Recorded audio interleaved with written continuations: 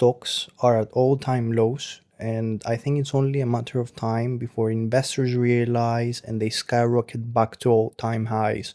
So I'm loading on these three stocks. Hi everyone, welcome back to the Value Investor Show, and today we're going to talk through three stocks that I think are a steal.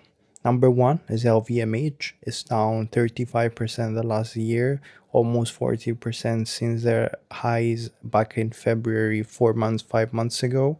Secondly is Wizz Air. Wizz Air is down more than 50% over the last year. They're also down around 70% since their all-time high. And the third is UNH, United Health Group. As you can see, guys, the stock is down 35% year to date, almost 40% since their highs back in April. And so I'm gonna run down through why I'm investing in each stock, what they're, and as a bonus, I'll also add an intrinsic value analysis on what I believe is the intrinsic value of the stocks. So let's start with LVMH. So the headwinds or the problems with LVMH are, firstly, there's slowing demand in the US and China. The impact on their revenue in 2025 will be roughly 2% from their current revenue, which is decent if you consider the actual amount of the slowing demand, and also if you compare it to other brands like Nike or others on how much they have been impacted. The second is US and EU tariffs. They're yet to come with an agreement, and in a few days, on the 9th of July, those tariffs will come into effect. And since then, since February, the stock is down 35%. So I think going forward, if they come with an agreement, I think that will benefit the stock massively, as it has on the other side, has impacted the stock massively. The third is that there is less alcohol consumption from Gen Z. This is a wider problem, and from LVMH, they do require better positioning, but leadership is making good steps in positioning their brands like Moet, the champagne, and others in a better way. And also another thing to flag here is that alcohol is just 8% of their revenue breakdown. So at the end of the day, in revenue perspective, the LVMH is not impacted that much. And then the fourth is competition. For example, Hermes. Yes, competition has always been there, and it's more about execution. LVMH doesn't really care about competition. So what are the tailwinds? Well, post 2025, LVMH will have a premium positioning that will allow stronger growth. In fact, analysts do expect revenue to be 86 billion compared to 84 billion in this year. Insiders are buying. There is strong belief in the brand. They are not family, in fact, has 50% of the company, owns 50% of the company, yet they still bought stocks in April, which really shows that insiders are buying, and they're buying strongly. Now, the third is that this is the strongest wide brand and product diversification company in the luxury marketplace. There is only one LVMH. There isn't another competitor in the market that has the product diversification that LVMH has.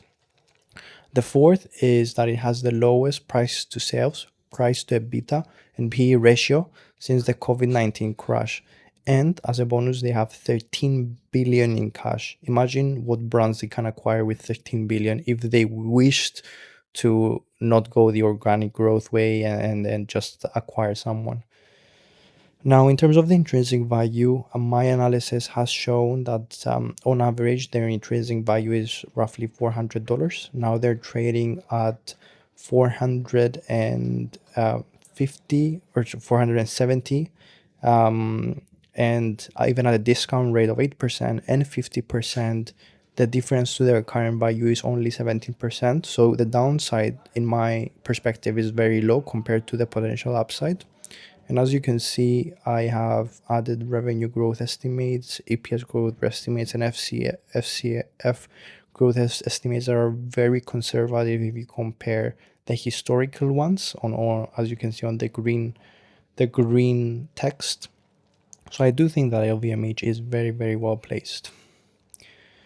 Now let's go through Wizz Air, our second stock here. So Wizz Air, firstly, in terms of headwinds, has geopolitical tensions as one of the very important headwinds. Ukraine and Israel has affected Wizz Air, given the fact that they had operations there. Also, the second one is that 20% of their fleet was grounded due to an engine problem, which impacted their margins by 50%. This has already been priced in the stock market as it has been impacted by 50 plus percent over the last year. So Wizz Air is now working on a solution with Pratt and Whitney, which is the engine provider. The third is management credibility. The management is facing credibility crisis as they're chasing overly ambitious midterm dreams versus reality. Outlook guidance on profit range last quarter wasn't clear as well, which kind of backed down investors, and some investors do think that the management needs to take a clearer role. Now, the fourth is the high debt and interest rates, which are eroding margin pressure. Net debt to EBITDA is 4.4 as of March 2025, which is very, very high. However, the management has said and the CEO has said that one of their priorities is to decrease that debt. Now, for the tailwinds, Ukraine and Russia, there is a 50 number for now for tailwinds. Number one, Ukraine and Russia, there is a 50-50 chance that we see a peace deal in the next year. Wizz is well positioned to have 30 plus routes within a few weeks, as the CEO has said, which, according to my calculations, will make 10 to 15% of their total routes. This will unlock most of the value for Wizz and stock price appreciation. The number two is growth and market first led. Yes, that is high, but it's because they have wet leases, and realistically, it will take 2 to 3 years to reduce that debt significantly.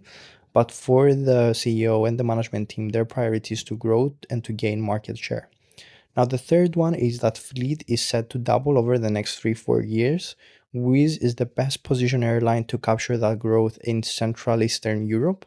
And number four is I do believe in the management. Although others are cautious, I think that if you look at Wizz versus others, they're better run in terms of efficiency, revenue efficiency, cost efficiency. And yes, they have made costly mistakes like fuel hedges, but fundamentally, if they avoid these mistakes in the futures, the business itself is really wonderful. And I do think that they'll reduce debt and will grow at a pace like no other airline is doing, and this will position them very well in the future. Now, if you look at the right hand chart here, as you can see, revenue is growing, cash from operations is growing, earnings will be growing as for analyst forecasts, and this will almost double in size over the next 3 4 years. And with my DCF analysis and EPS analysis, we currently see a very much undervalued stock. I think that on estimate, the intrinsic value of the business is roughly 15 to 20 pounds compared to the 10.8 pounds that it is now. Now let's dive into the third stock, which is UNH. The three headwinds that UNH is facing is firstly leadership changes. Andrew Whitty resigned due to personal reasons a few months ago as the company missed earnings in 2025 for the first time in 17 years. The second one is that DOJ investigation and lawsuits have overall um, you know have overall impacted UNH, and this is something that has happened throughout the market, and not only with UNH, but UNH takes most of the blame as they're the biggest insurance provider, and they are facing rising costs because of some mistakes they've done in their pricing strategy, and they are repricing their strategy to address their Medicare Advantage business, the member selection, and V28 implementation. And it's not the first time that UNH has had problems, pricing problems, and they have done it in the past. They have come across it. They have found solutions. So I do think they are well placed, which takes us to the tailwinds. There is new leadership. Stephen Helmsley, who was the CEO between 2006 and 2017. In fact, under his leadership, the stock quadrupled in size. So I do believe in the leadership. And not only that, a bonus thing is that Stephen Helmsley, as soon as he joined, he bought 25 million worth of stock. So that shows that he trusts his ability, and secondly, he trusts the company. Now, the second one is Optum Health, which is the best in class in analytics. It has the largest data set. It has the best industry relationships. And so if you compare UNH tech stack compared to other insurance providers, it is the best placed company there. The third is that UNH has its biggest market share in the US, 23%, followed by CVS 20%, and then the rest is 13% and below. So UNH is the biggest player in the market. And the fourth is it has a 3% dividend, which is enormous. Now, the intrinsic value currently for UNH is according to my estimates, are roughly to $250 to $280, and the share price is just over 300. So it's very, very close to the intrinsic value, and I have been buying over the last week or so. Now, my overall thoughts are prices are overall below or close to the intrinsic value. And secondly, when it hits institutional investors, the stocks will rebound really fast. So for me, I think it's better to be on the train rather than wait for the prices to go down a bit more, which is debatable if they go. And at the end of the day, if I invest in this company for the next 3 to 5 years, which I am investing for the next 3 to 5 years, I do think that the stock prices now are a bargain. Thank you all. Please leave your questions and comments below, and I'll make sure to address as many questions as I can for next time. Thank you for watching.